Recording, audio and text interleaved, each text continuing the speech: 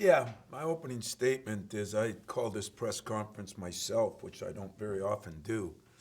But there seems to be some frustration out in the world, which is an understatement, but even including basketball and where things are and what's going on. And I just wanted to set the record straight on as much as I can set the record straight. Always understanding you have a job to do and I have a job to do. And also telling you that for most of you, I appreciate how you've handled things, and for some of you, I don't appreciate how you've handled things. I realize everybody has a different boss, and everybody has different protocol, but understand this, if we weren't playing, a lot of us, you and me, would be on sabbatical or unpaid vacations or whatever you want to call them. So first and foremost, I talked to Brad Underwood today. Him and I spoke, and following the advice of our medical personnel and theirs and the safety of our student athletes, we will be postponing that game on Saturday too, because we've had 3 more positives yesterday. One to a non-staff member, or 2 to non-really players, and 1 in Davis Smith. Now understand something here, because you guys have your moles, which I know you all have, and I understand that's part of the game now. And because the social media is still the worst invention known to mankind to me, I realize you're going to come up with your own things, and everybody's got their little guy in the corner that does everything and says everything. But I think most of you understanding that there are rules, and the rules are that we have to have our student athletes okay everything now. Whether you know this or not, I can't even talk to their parents about their grades without getting permission from them. It's the society we live in now where the 18-year-olds run the world, and I don't agree with it. I don't agree with having to get permission to talk about their grades, but in this case, I also need permission to talk to them. So what happened the other day shows the power of this virus, because my guys have done an unbelievable job. And I want to make sure I state that. They want to play. They want to play. They'd play with 6 guys. Hell, we play with 4 on 5 if we could. That's what we want to do. But there's a reality of coaching right now that you got to understand. For 18 days, as I've mentioned before, I tested every day negative. All of a sudden, I tested positive. But every day that I was negative, my trainer'd come up, we test down below, trainer'd come up and give me the thumbs up, and I'd give him the Italian salute to say, well, of course I'm negative. I don't go anywhere. I don't do anything. Then all of a sudden, I constricted the virus, and I kind of looked at things differently, like we all do. And those of you that had it, I feel for you. Those of you that will get it, I feel worse for you. And those that have had it and haven't made it through is the ultimate sacrifice, which I've had one close member of my staff's father. So I look at things a little differently, and I go to bed every night, and all I do is pray that the 8:30, 9 o'clock, 7:30, whatever time we test, comes out okay. And when you go on the road, you sit there at Northwestern, at Minnesota, and you test the day of the game, and you just hope and pray that everything's okay. It's a little different than sitting there at your rooms. You guys don't have to face a lot of this stuff, but we do. If you would have seen the disappointment in my players' eyes this morning when I told them we had to cancel another game or postpone another game, make sure I don't misrepresent what we're doing. It was a struggle. And, as I look at it, if I'm losing sleep over it, just think what some of those guys are doing, because there is a true love to play the game. So with that disappointment, there's nothing I could do but explain to them why. And for you guys, I want to explain this. If you think we're hiding something or anything like that, that would totally upset me, because I think I've been about as open as any coach or any player or even your wife or husband that has been, and I mean that over a 25-year period. It's one of the things I pride myself on, that I think you have a job to do and I have a job to do, but I understand you have a job. I understand you got a boss. I got 500,000 bosses. Every alum's a boss of mine. So I understand what it's like to have to do that. This is not a lecture. This is me finally telling you how I really feel, so you're going to have to listen to the next 4 minutes, and then you can ask whatever questions you have. But last Wednesday,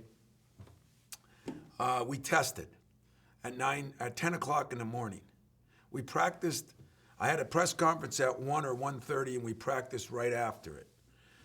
During the practice, Josh felt a little sick. We tested him right after. So within that 10 o'clock test in the morning till the 4 o'clock in the afternoon, he went from negative to positive. And so, I got a million things to do, but 100 every single day. Of those 100 things, letting you know which player is positive is 101th or more on my list. Because there's nothing to hide. The kid can't play. We have to tell the health department. We have to tell the Big Ten office. We have to tell everybody here. So if once in a while I go out and say something on a radio show or something because I don't even know where I am half the days, it's Groundhog Day, my apology. If your boss can't handle that, tell him to call me. Because I'm sick of everybody hiding behind their bosses. I don't hide behind mine. So tell him to call me. I understand more than anything you guys have a job. And just about everyone I'm looking at right now has been absolutely awesome over the years. But with the protocols and the way they are, there is no protecting a player. So that isn't going to happen. We're going to be more upfront with this COVID thing than anything else we've been. So that's, rest assured, and tell your guys that you'll be covered there. But when stuff changes that rapidly, you probably knew that Josh was positive before I did with all the moles. And I accept that. I understand it. I don't even have a problem with it. But understand that I got a million things to do too, and that's not as high on my list. So we will continue to be as open with you as I can be. Understanding the regulations we have. As far as the next, few games or days, we will continue to daily test. We're going to continue to follow the advice of our medical personnel, who have been outstanding since day one. As they allow, we will do individual work and small group work tomorrow, the next day, the next day. We're hoping that we can start practicing according to the protocol, because we have done some things over the last few days. We will only return to practice as a team when they tell us it's safe for our players and my staff.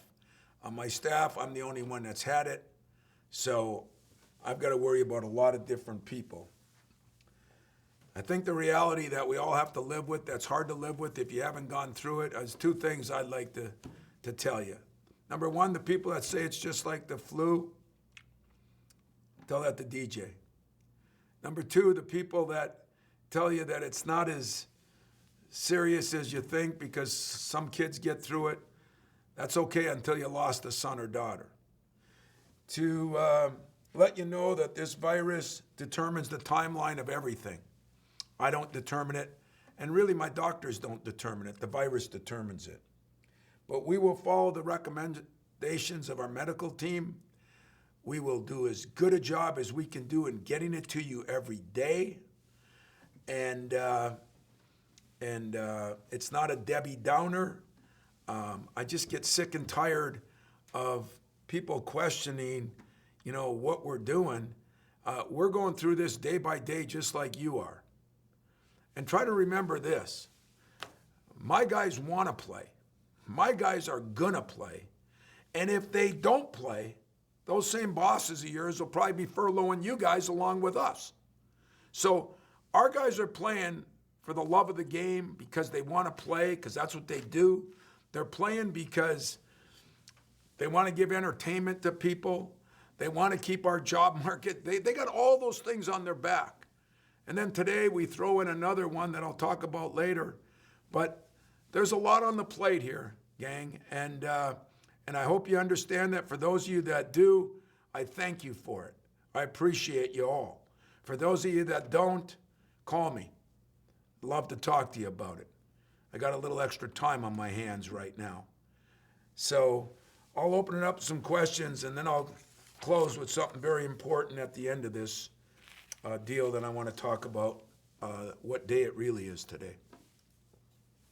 Start with Matt Charbonneau. Tom, first off, real quick, the guys that have tested positive, I know some of them were a week ago now. How are they doing? Are they all feeling okay? Are their symptoms bad? I guess how are these guys feeling right now?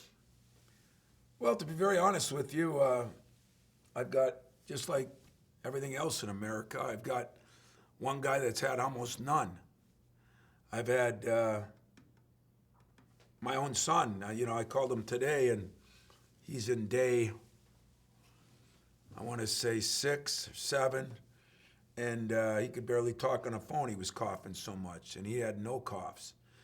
It goes in phases. Unless you're the non-believers, then I guess that everything's all cool.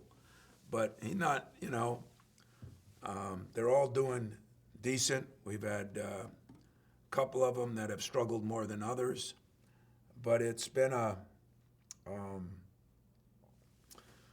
tough, because I've kept my staff out of here for the most part. I'm trying to work out guys individually. I've got one GA who's had it already, so him and I are the only two that really spend any time. We've got a couple players that haven't had it yet, and those are concerns every day on who they're around. And we've had 8 players that have had it earlier, but is it 100 days? Is it 90 days? Is it 120 days? Is it 200 days? If you have the answers, please let me know, because we have no clue. So we're just kind of living day to day, making sure that they're as safe as they can be. And I'm sure Lindsay will jump on, but one of the biggest things is making sure their mental health's as good as it can be. Today, I had to ask them 3 times, "You okay?" And like I said, somebody can go through this or not have gone through it yet and think it's not that big a deal. I told you, I have a coach that's 76 that went through it and wasn't a big deal. I got a neighbor, 55, who's fighting for his life. There are no answers on this. And so whatever we do is going to be in the safety and well-being of our student athletes and my coaching staff, to be very honest with you.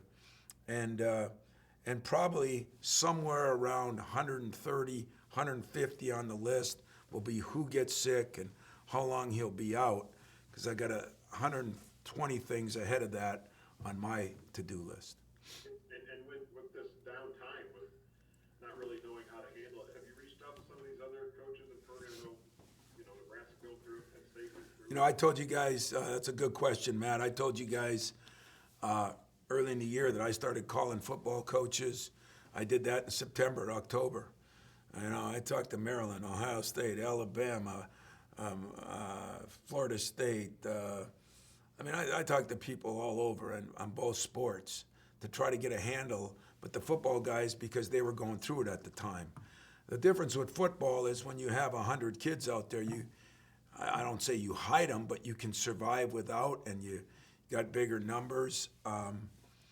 And in basketball, with the small numbers, it's a little more difficult. But I have talked to people, and I talked to Jay Wright a lot. He plays tomorrow night, supposedly. It'll be the first time since, I think, December 22nd.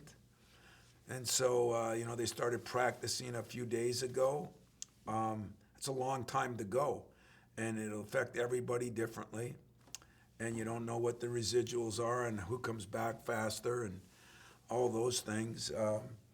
It's so, every person's different. So because it happened this way at Ohio State doesn't mean it'll happen this way at Michigan State, or this way at Alabama doesn't mean it'll happen this way at Michigan State. So all I can do is believe it or not, I've tried to do more. Last night I delivered food to each kid. I'm just trying to do something to keep them upbeat about it, because I'll still go with this. If I were somebody, I'd say, well, do you think we even should have played?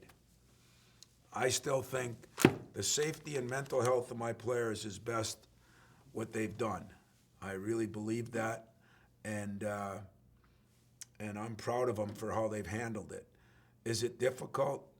Yeah, I've been through some difficult things here over the years, and this ranks right up there with one of the most difficult, because it's unknown. I can't. I'm fighting an invisible foe, and that makes it a little. I'm not trying to be dramatic. It just makes it a little harder. So next, Chris Solari. There's a lot of what I was going to ask you about with the unknown. As a coach, that you usually have structure, regimentation, and all those things that come along with this. I guess first of all, how do you deal with that as a coach? And secondly, as a caretaker of these kids, how? I'd imagine that's pretty tough to kind of manage at this point. Well, you just got to picture being 20 again. Those of you that are farther away from 20, it's a little harder. Those of you who are closer to 20, it's a little easier. But if you think about being 20 and have some coach tell you every night to stay in your apartment and don't talk to your friends and don't mingle with the new students that are coming back, and tell your girlfriend you're in a little time away, that's difficult. And I can't say I know how difficult, because I never went through it. But it is hard on these kids. And like I said, I'm going to say it 15 times during this little press conference.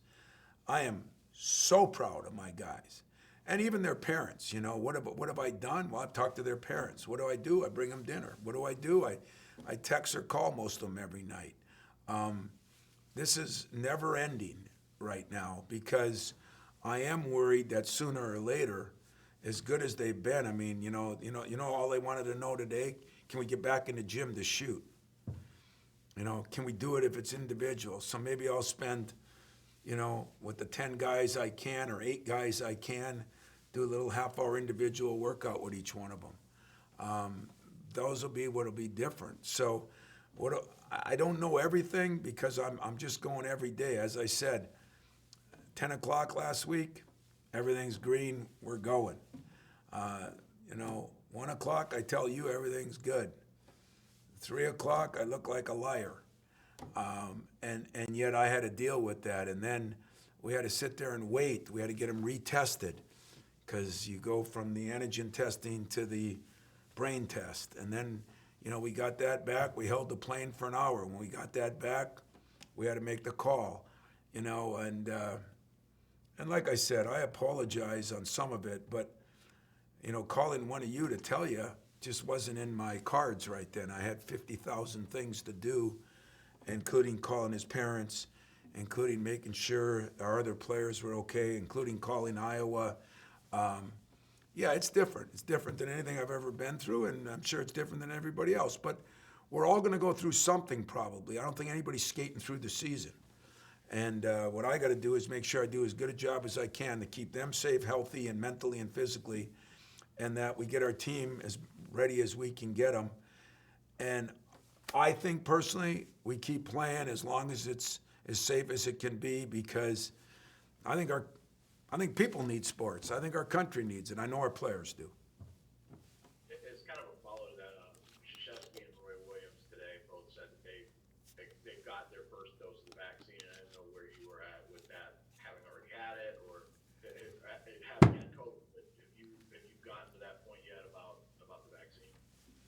Yeah, it'll be funny to see how many people that didn't believe in masks and everything line up for their vaccine before the people that did. That'll be a interesting deal that I'm looking forward to witnessing here as I go forward. But I did not get my vaccine yet. I did sign up, but the sense of urgency really should be for a lot of people beyond me, since I've already had it. But I did do my sign up like I'm supposed to, and like everything else I've followed in this deal, I'm just following with as many of the medical people I can find that aren't political. We'll go next to Larry Vage. Hey, Tom, how many players do you need?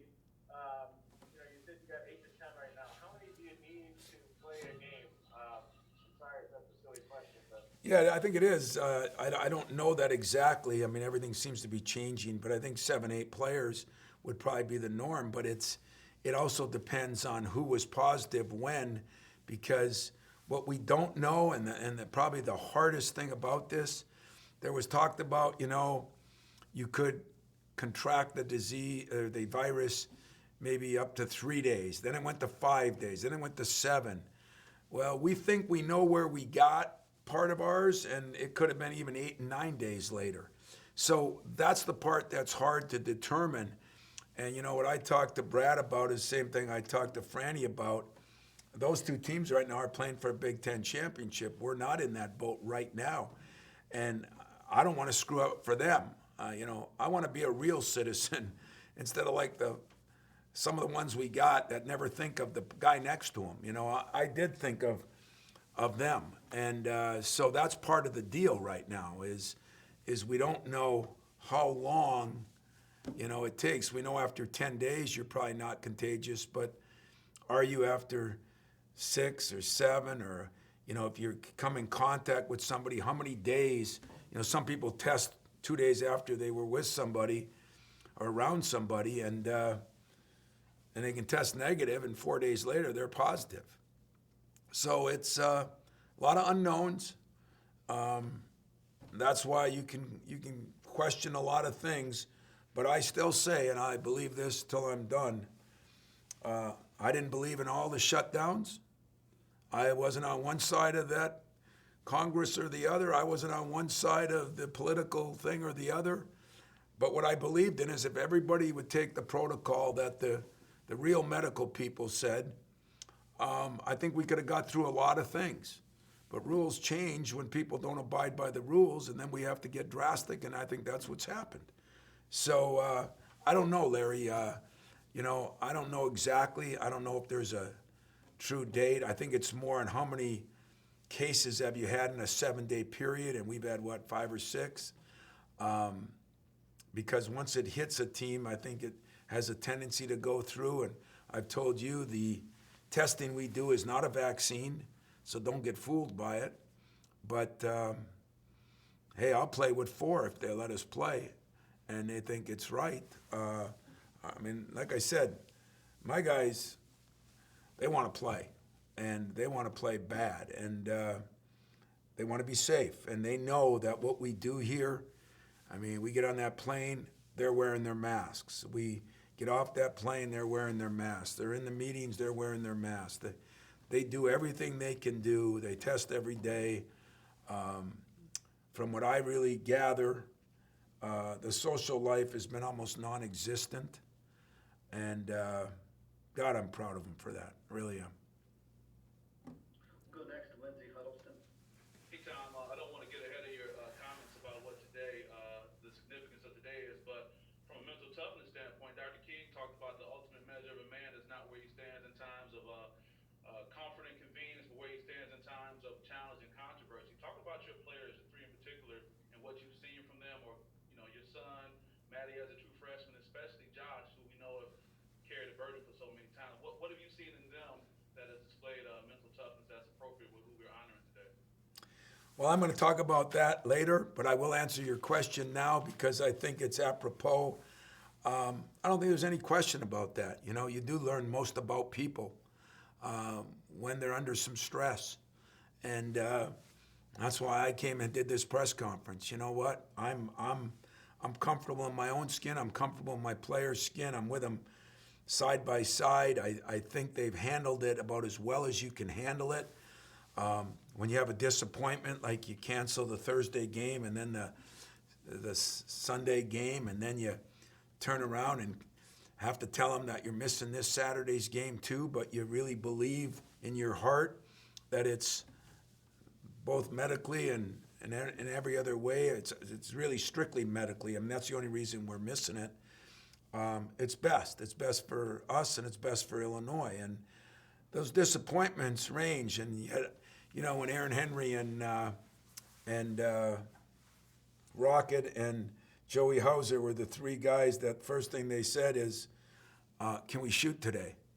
You know, I think that tells you a little bit about them. You know, I tell Gabe Brown, he's like a drug addict only for basketball. You know, if he doesn't shoot a day, I think he gets the shakes, you know. And I said, Gabe, don't worry. I'll get you in the gym sometime if it's just me and you at midnight. And so I think they're handling it pretty well. But I think athletes are geared to not show any weakness. And that's what I worry about. And I tell my staff, we got to continuously call them. We got to spend time with them. We got to talk to them. We got to have the uncomfortable talk, as I've learned with all the racial issues we went through this summer. Talk about things that aren't comfortable, you know. How you really feeling? How's your mental health, you know? How you feeling about this today? And I will get into that a little later if I could. But how do you feel about all the different things? When I tell you what I talk to our guys about Sunday, it's going to blow you away. But I will save that for the end. Thanks, Lindsay. You're welcome. We have two more questions. We'll go first to Brendan and Quinn, and then wrap up with Dr. Dollar. Tom, I wonder, the way it's like this, whatever it's been now, 10 days have unfolded, has it at all, you know, shaken your confidence in this season, seeing it its way across the finish line, you know, getting in an NCAA tournament, all these things that are still well ahead for not just your team and your program, but the sport as a whole? You know, Brendan, I do worry about it. I mean, I was concerned about it from day one. I just didn't know how serious. I think where the NBA showed us the light in one way, the NBA and football, both college and pro, is showing us a different light. You know, right now there's going to be more NBA games canceled than there are played. You know, there's getting to be a lot of them. And I think, you know, we just keep going through these segments of Memorial Day, Labor Day, 4th of July, Thanksgiving, Christmas, New Year's, and then we see these spikes after. I mean, if anybody thinks it's not because we're not handling it right, you're wrong. We're not handling it right as a country, and in my humble opinion. So I don't know what that leads. I think we're going to get through it. I really do. I think, I think a couple things are happening. Number one, where the vaccine is coming slowly but surely. Number two, I think more people are realizing that, you know, this pandemic is caused by us. I mean, it is a virus, but how it spreads has got a lot to do with us. And the smarter we get, and to me anyway, I'm not going to speak for medical people or political people. I'm going to speak for me. I just think that if we take care of our business and do what we can do, our chances improve. Now, you remember, you're talking to a guy that's been through it himself and swears to you that I can't figure out how I got it. You're talking about my own son. You're talking about a guy like Marty, who I know what he does every day. And it does leave you to question some things. But I feel that if we continue to do what we're supposed to do, the protocol that's been set, and we can get more people around us to do the same thing, I think our chances improve a lot. And I do think we'll get through the season. And I do think we'll have a championship. And I do think we'll be playing games. I think the scariest part for me is a lot of people had it in July and August and September. September was bad because everybody came back to school at schools all around the country. And that means those people around February are going to be into day 150, and 120, 150.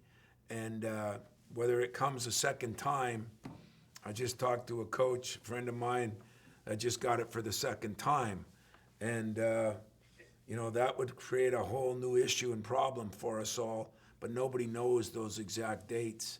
And so I'm voting, Brandon, that I think we're going to make it. I think we're going to play it. We're going through a rough time right now for a week. Other schools have gone through it. We just got to do our best to make the week to 10 days, a week and 10 days, not 3 and 4 weeks like some have gone through. Thank you. Audrey Dole.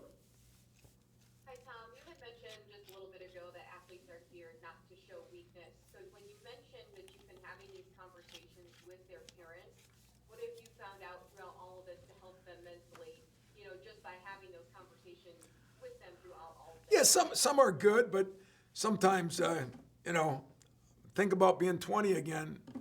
You're one of the younger ones on this group, so you can look at 20 and not be that far.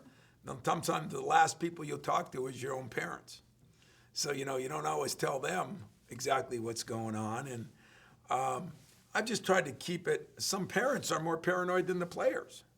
And some parents, I don't think it's a big deal. You got so many different walks out there. It's scary. But for the most part, I'm just trying to, like when I talked to Josh's mom, I'm just trying to give them some encouragement and let them know. I talked to Smitty's and his wife last night, make sure they know, hey, I'm taking care of your son. I delivered him a little food. He's doing all right.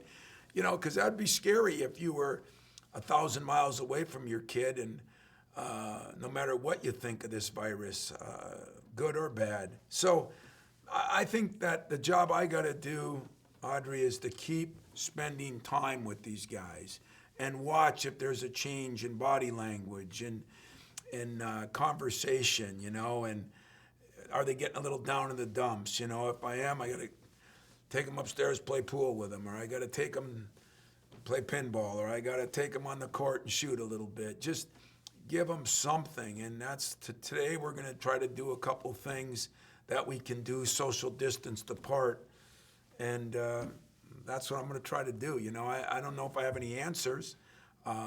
That's one place the football people don't help you as much because they can't do that with the mass numbers they have. Where with 14, 15 guys, or now I'm down to dealing with 8 or 10, I can do that and do a little better job of that. Thank you. Okay. Questions that we have right now? Well, I did want to close on something that is important to me, especially what we've been through all summer. And let's not let all the negative news cause us to forget the importance of the day. It is Martin Luther King Jr. Day. And as I said, it doesn't matter white or black. It doesn't matter what race you are. There was ever a time that our country needed to have some unity and equality. It's now. As I watched the different documents on Dr. King, I've been so impressed by his message about love, not hate. And as Lindsay stated, the things he talked about it through adversity and what you have to go through. And a lot of people do a lot of things in the world. Not many people give their lives for a cause. And that's kind of what he did. And, watching what's been happening on the news lately, I got to say it sickens me and it makes me feel bad that a guy lost his life fighting for something that over 50 years later, I'm watching military personnel gather around our Capitol building with a fence, and it just makes me sick. And I mean sick to my stomach. And this should not be tolerated, in my humble opinion. And I hope every race spends the day to honor a man who stood for and still stands for today. As I said, it's been over 50 years to try to make a dream come true. We always tell our guys, dream big. He tried to make a dream come true. And today, we're going to spend the time in a gym with a big TV, and we're going to watch one or two of the documentaries that I've watched recently that I thought had an impact to help educate not just our white players, but our black players who really, weren't even, some of their parents were barely born that long ago, and maybe appreciate the day and hope that in our city alone, the next 3-4 days, smarter minds prevail, and we realize that we are all in this together. And when I look at those military people down there, I said, to myself, man, you feel like putting on a uniform and going down there and sitting there with them. And then when I think about, what Draymond said, it really resonated to me. Are we fighting each other? Or is this a group of people that have no concern for Americans?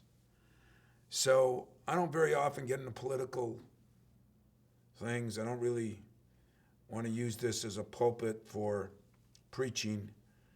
But I must say that today, Dr. Martin Luther King means more to me than he probably did any other day of my life. Because growing up in the UP, I'm not as educated on racial issues. And picking a sport where it's so important, I've learned a lot over the last years. Having a guy like Mike Garland with me since college has really helped me. But we need to come together. We as a country, we as a program, we as a team, all of us need to come together. And so I would encourage anybody out there watching to maybe watch some of those documentaries and maybe take a look at really what was said. And it was said 50 years ago, more than that. And we're still arguing about the same things. Make me question a lot of things. And so today I'm going to enjoy that time with my players, both my white players and my black players and my African player and whoever else is in there. And I'm going to try to bring a little perspective to something, since nowadays players have a lot bigger platform to speak on than I ever had as a player. I'm hoping they use it well, and that we realize that people have sacrificed a lot more than a little to try to make this country a better place. And I hope that today helps bring that a little closer to reality. So if there's any other questions, I'll take them. And the reason I'll take them is because I don't want anybody thinking we're dodging anything at Michigan State. And if anybody finds a place that's more open than us, I want you to call Matt Larson or Max or me and post me up on it. Anywhere. Northern Michigan, anywhere. More transparent than we've been here, and my people here have been. I'm good. So you got 5 minutes or 2 minutes or 20 minutes that I'm going to probably disappoint Mex because he's always afraid I'll say something. I'm not going to say anything bad. I'm going to say all good things now because I got a lot off my chest too. Questions on that? Kyle Austin first, Coach. Yeah, Tom, just a couple of quick ones for you. First of all, the new cases that were this morning, is that right? Did you say that? Yesterday. But then we have to see, when we test and we get a negative test, they have to retest that person, what I call is the brain test. Maybe you all haven't had one, where they stick the Q-tip. You haven't had one? Think how lucky you are. You're in a profession that you can stay home and you don't have to deal with people. So most of us that are out in the public eye, I've had 20 of them, and I've had antigen tests. I've had a lot of them. But when they stick that thing up your nose, it's not the most fun thing in the world. And that kind of is, if you got a negative one, because there's such thing as a false positive or a false negative. So we have to also do the PCR tests. And the minute you get a positive, you back that up with a PCR test that sometimes can take up to a day to get the results back. And that's why yesterday morning we got one. In fact, one of them was a false positive, and the other ones were, unfortunately, true positives. And then one more real quick. Has there been any talk of a shutdown, or are you guys pretty confident you'll be able to at least do individual and small group stuff? No, there's no shutdown because my trainer, our medical people have done such a good job. When we started last Wednesday, I think when it happened, we started separating people right then. And we didn't practice Thursday and Friday, and when we had individuals, we kept people that had it and hadn't had it, we separated by the everyday testing. As of right now, there'll be no shutdown here. I can't even call it a pause. We're just we had to postpone a couple games for the safety and well-being of not only our players, but the players on the other team. And Brad was, Fran last week was great about it. Brad was awesome about it. Go to Larry Page. Hey, Tom, what docs are you showing? And you mentioned 8 guys have tested positive. Is that during this outbreak, or were you saying like that have ever, well, tested? No, those guys were back in August and September, to be honest with you. And I don't even know, I know the name of one, but we picked a couple of ones. I've had Mike Garland in charge of that. I had found one that I saw that I thought was interesting on TV, and because I've tried to watch a little bit of that and re-educate myself on things, and I'm kind of looking forward to it. I think we need to spend some time with, and look back and see how people felt back then and how much has changed in a positive way and how much hasn't changed at all. And maybe it'll inspire my own guys we got to do more. We got to do more to make sure that equality is equality and unity is unity.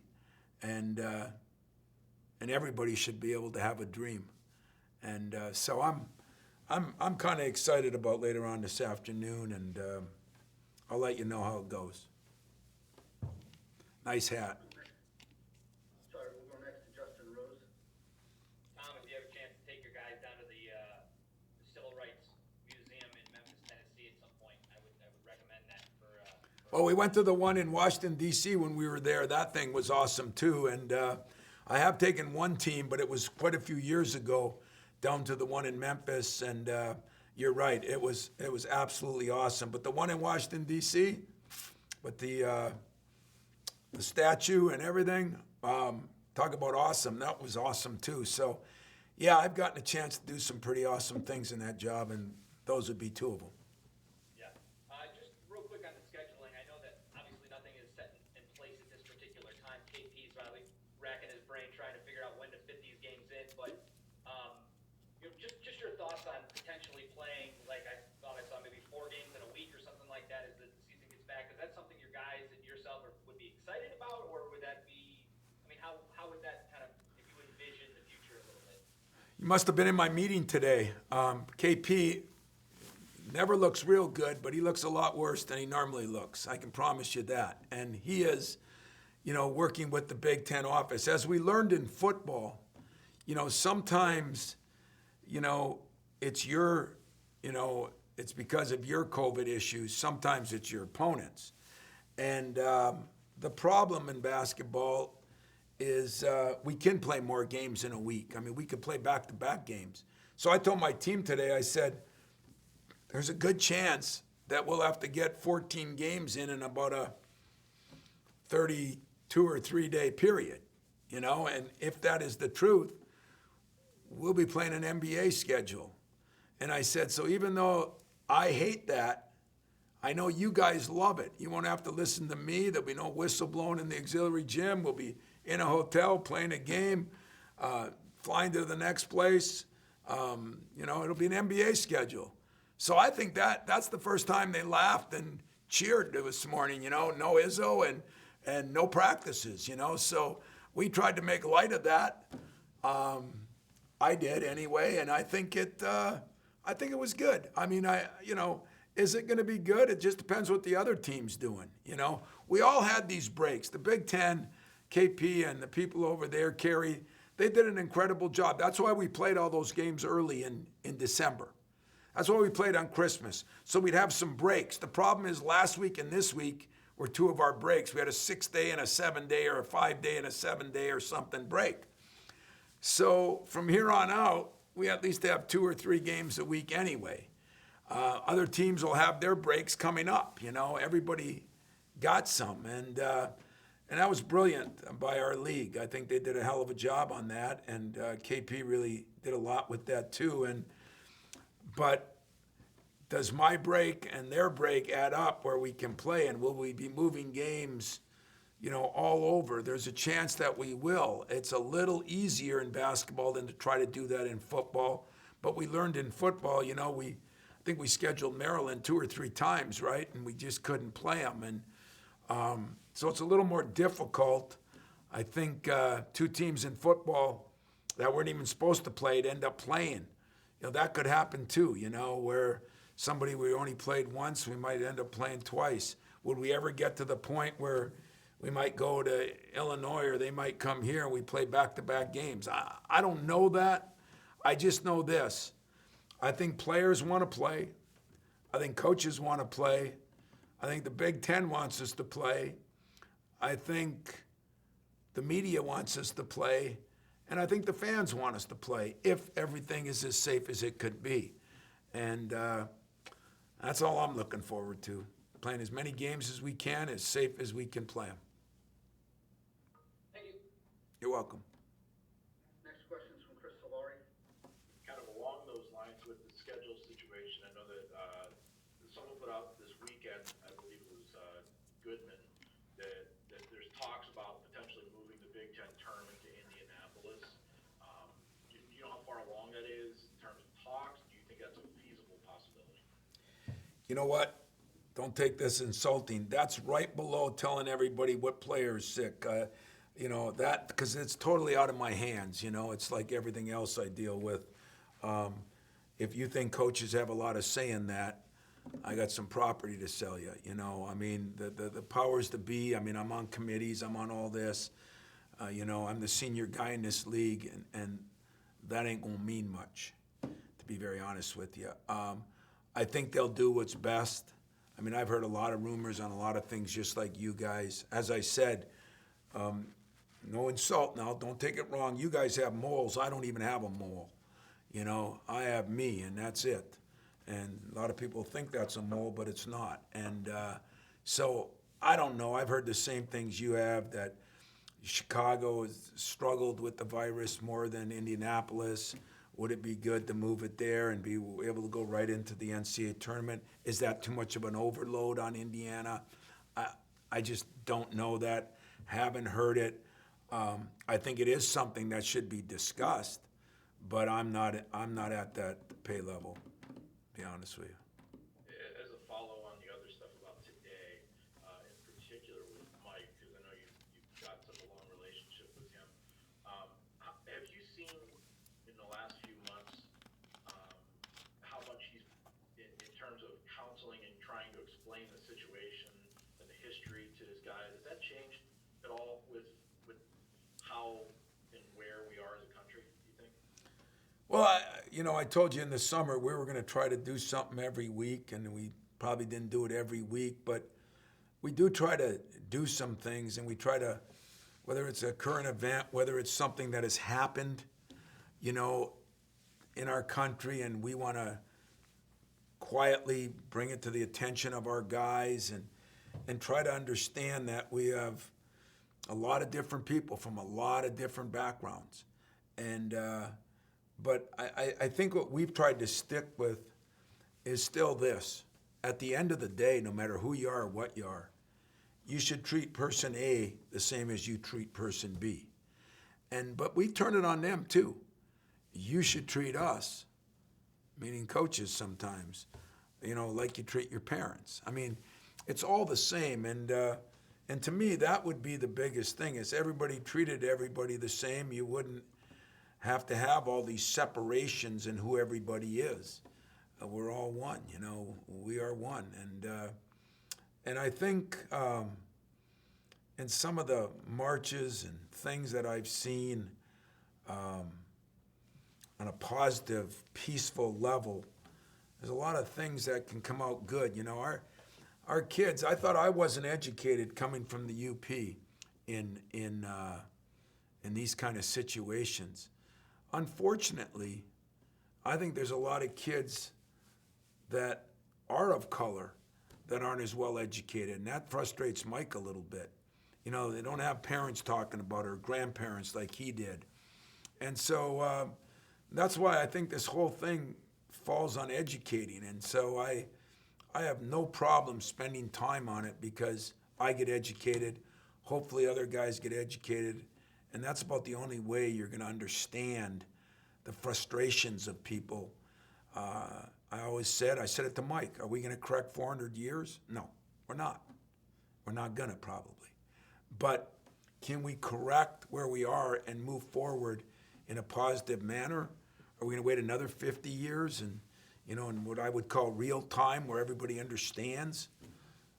It's a joke that we've gone this long and we have situations like we have out there, or things that happened in Washington, D.C. I mean, it makes me sick. It does make me sick, and I really don't care who takes it as an insult or who takes it as a compliment. I'm speaking, I'm a citizen too. And I just hope that we get to the point where we're all Americans and we appreciate our ethnicity, if I say that right,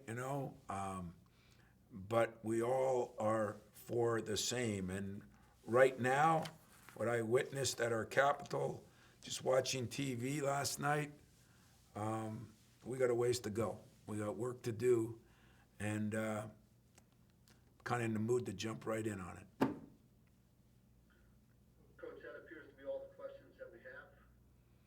Well, I hope you all took it the way I meant it, as far as trying to understand. I understand your frustrations, but we're moving in a new territory here ourselves. We've never been through it either.